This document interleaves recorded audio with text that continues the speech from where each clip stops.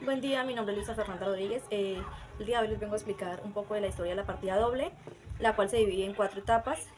Eh, la primera etapa, donde va desde el siglo XV hasta el siglo XVII, donde Fray Luca Pacioli publica su primer libro titulado Todo acerca de la aritmética, geometría, proporciones y proporcionalidades.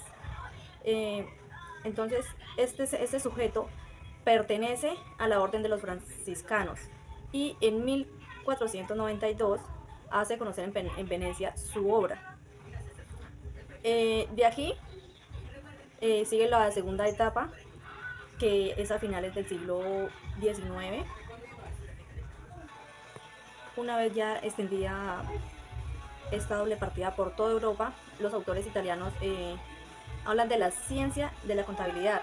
Entonces, varios autores dan a conocer reglas prácticas para la registración de las cuentas. Entre uno de ellos, Francesco Marchi, que crea la escuela de cuentismo, que difunde las siguientes reglas. 1. Debe quitarse a quien recibe un valor y acreditarse a quien lo da. 2. La cuenta que recibe se debita y la que se entrega se acredita. Estas son las reglas que impuso Francesco Marchi. Listo. En la tercera etapa, en la segunda etapa también hay otro autor llamado Giuseppe Cervoni. Este en 1872 publica una obra en la que da origen a la escuela en la que denomina personalismo. Esta se basa en la ficción de suponer la existencia de personas detrás de las cuentas, para así como explicar su funcionamiento, pues de allí deriva su nombre, personalismo. Según este autor, pues para él la partida doble se origina con la siguiente afirmación, o sea, se define con la siguiente afirmación: quien recibe debe a quien entrega. En nuestra cuarta etapa, que va desde la crisis mundial de 1930, pues se puede decir que todos aquellos autores italianos predominaron con sus reglas que ya cada uno había puesto de la partida doble. La aplicación de la técnica americana con mayor sentido práctico basada en las reglas de la partida doble de la ecuación patrimonial. Esta técnica se ha difundido en casi todo el mundo porque sus fundamentos son más racionales y comprensibles para la teneduría de libros. Y pues con esto podemos como concluir que la partida doble se fundamenta en realizar una doble anotación. En una cuenta donde entra el débito, que es el debe, y otra en la que sale, que es el haber. Lo que nos quiere decir es que todo asiento contable, la suma de los débitos debe ser igual a la suma de los créditos. Esa es una de las reglas que tiene la partida doble. La segunda regla, que mínimo debe llevar 2 cuentas, 2 cuentas, 3 cuentas de ahí para adelante, pero mínimo 2 cuentas para que se pueda aplicar la partida doble. Esto sería todo, gracias. Fernández Vega, voy a hablar sobre la ecuación patrimonial. ¿Qué es la ecuación patrimonial? Es la comparación que se hace en lo que la empresa debe y lo que la empresa tiene, permitiendo hallar la proposición en la financiación de activos de la empresa. Para este tenemos la siguiente fórmula: activo igual pasivo más patrimonio. El activo representa los bienes y derechos de la empresa, el pasivo las deudas de la empresa con terceros y el patrimonio la deuda de la empresa con los socios. Fundamento de la ecuación patrimonial. La empresa es independiente de los socios que la conforman, y para que la empresa pueda operar requiere una serie de activos como dinero en efectivo, mercancía, materia prima, oficinas y construcciones. Sin esos activos la empresa no puede existir, y esos activos se consiguen de dos formas: por aportes que hacen los socios y por créditos de la empresa con bancos o con proveedores. En consecuencia, el activo siempre estará representado en una combinación de pasivos y patrimonios, o solo el patrimonio cuando la empresa no se ha endeudado y todo lo han aportado los socios. Por ejemplo, suponemos que se construye una empresa que requiere una inversión de 500 millones y los socios solo cuentan con 300 millones, y para conseguir el resto piden prestado 200 millones para completar. De esta manera vemos que tenemos acá el activo igual pasivo más patrimonio.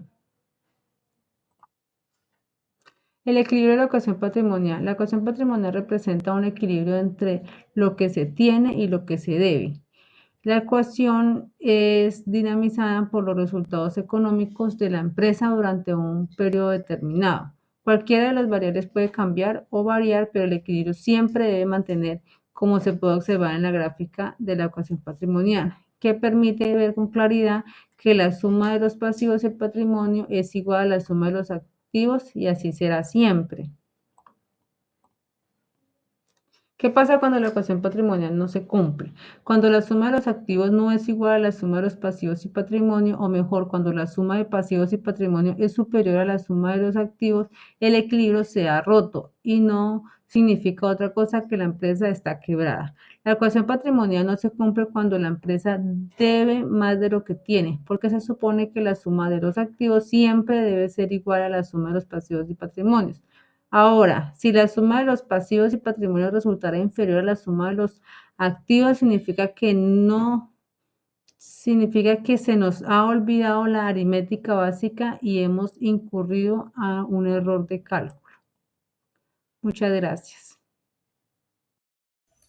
Mi nombre es Juliet Alejandra Moreno Melo. Vengo a presentarles los activos, pasivos y patrimonios. Empezamos con los activos. El activo en contabilidad se refiere a los recursos que posee una empresa para llevar a cabo sus operaciones, representa el conjunto de bienes, inversiones y derechos propiedad del negocio. Los activos se clasifican en cuentas específicas en función de su naturaleza o disponibilidad. Vamos a explicar tres grupos principales de los activos. Está el activo circulante, son aquellos bienes e inversiones adquiridos que se mantienen en movimiento y son fácilmente convertibles en dinero en un plazo corto de más o menos 2 meses. Este tipo de activo pueden clasificarse a su vez en tres grandes grupos. Están los disponibles, el dinero en efectivo que hay en caja o los bancos, los realizables, las deudas dependientes de cobro, las existencias, las mercancías e inventarios listos para la venta. Seguimos con los activos fijos.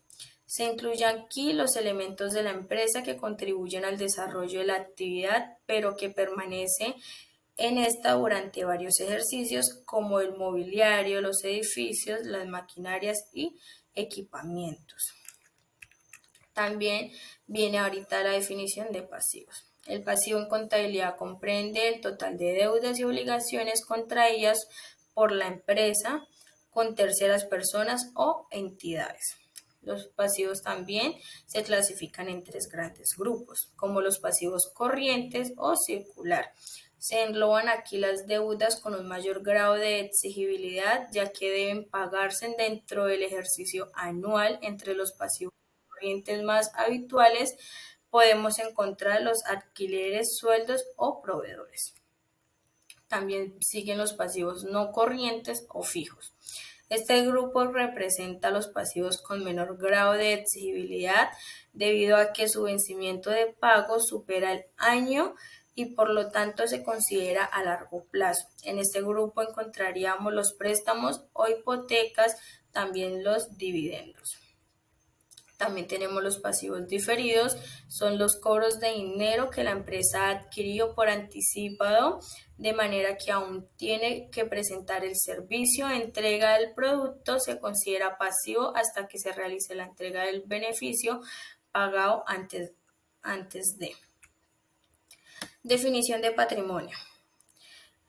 Patrimonio denominado capital contable es el conjunto de recursos propios que tiene la empresa.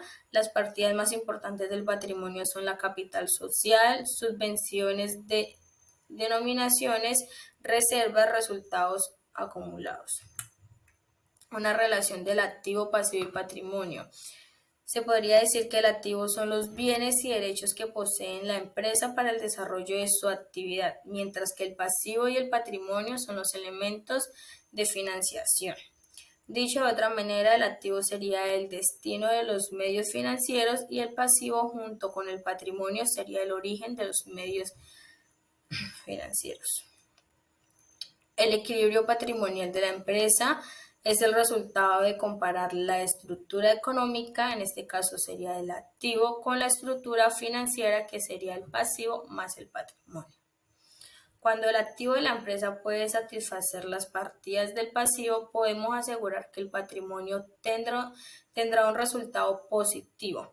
El activo, pasivo y patrimonio permiten mostrar la imagen fiable y útil de la estructura económica y financiera de una empresa. Se trata de información clave para analizar las necesidades, riesgos y oportunidades, por lo que resulta vital un registro fiel y una correcta interpretación. Muchas gracias.